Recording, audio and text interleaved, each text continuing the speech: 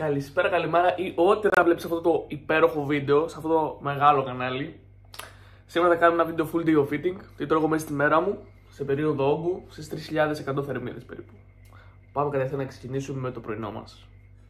Το πρωινό μας είναι το γνωστό και τέλειο πιτάκι βρώμης. Όσο γλυκατζίδες, το πιτάκι βρώμης είναι το ιδανικό για να ξεκινήσει καλά η μέρα. Τι θα χρειαστούμε? Θα χρειαστούμε βρώμη, σπράδι αυγού και θα ρίχνουμε στο προθερμασμένο τηγάνι. Πάμε να δούμε ακριβώς τη διαδικασία. Εγώ για τα δικά μου μακροθεπτικά βάζω γύρω στα 50 γραμμάρια βρώμη, 130 γραμμάρια σπράδι και ένα αυγό. Θα έχουμε και μακροθεπτικά στο πάνω μέρος οθόνης για να δείτε αναλυτικά. Τώρα εσείς άμα είστε σε περίοδο δίαιτας, πιθανόν να χρειάζεται λιγότερες ποσότητες, οπότε προσαρμόζετε πάνω τις δικές σας ποσότητες ή τα δικά σας μακροθεπτικά. Το λίγο μας είναι αυτό. Θα ανακατεύουμε, τα ρίχνουμε στο τηγάνι και πάμε να δούμε το αποτέλεσμα. Και αυτό δεν είναι το αποτέλεσμα. Θα σας κλείσω και θα τα πούμε πάλι στο επόμενο γεύμα, το οποίο θα είναι σε ένα 2ωρο, 3ωρο. Flex.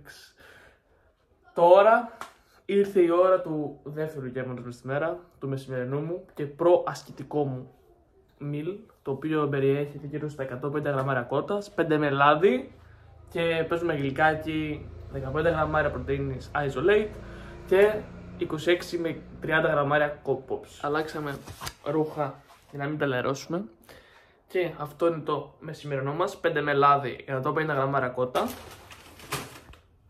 Και αυτό είναι το άλλο μισό του μεσημερινού μας, 15 γραμμάρια isolate, 26 γραμμάρια coco pops μαζί με 150 κότα και εδώ θα έχουμε τα μάκρος του γεύματος. Τα λέμε πάλι στο επόμενο μας γεύμα που θα είναι μετά προπονητικό. Μόλις γύρισα από προπόνηση ποδιών και πεινάμε σαν λύκοι, οπότε έχουμε βάλει 100 γραμμάρια πατάτα ομιζηγήσει και 150 κοτόπουλο ψημένο. Αυτό θα είναι το μεταπροπονητικό μας γεύμα, το τρίτο μας γεύμα στη μέρα και μας μένουν ακόμα άλλα 3 τα οποία θα τα δούμε στη συνέχεια. Σας αφήνω να φάω και τα λέμε στο επόμενο γεύμα. Και κάπου εδώ που ετοιμάσαμε το πρώτο τελευταίο γεύμα ημέρας, το οποίο είναι 250 γραμμάρια κότα, 50 γραμμάρια ομίζυγη ρύζι και 60 γραμμάρια καλαμπόκι.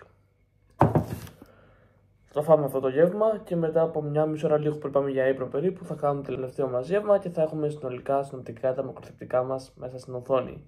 Να επιθυμίσω όπως παρόλα αυτά ότι επειδή είμαστε φαγανάδες και δεν προλάβαμε να τραβήξουμε βίντεο επειδή είπα να πάμε για σχολή, το πρωί έφαγα έξτρα 2 φέτες ψωμί με μέλι και φυστικό βούτυρο.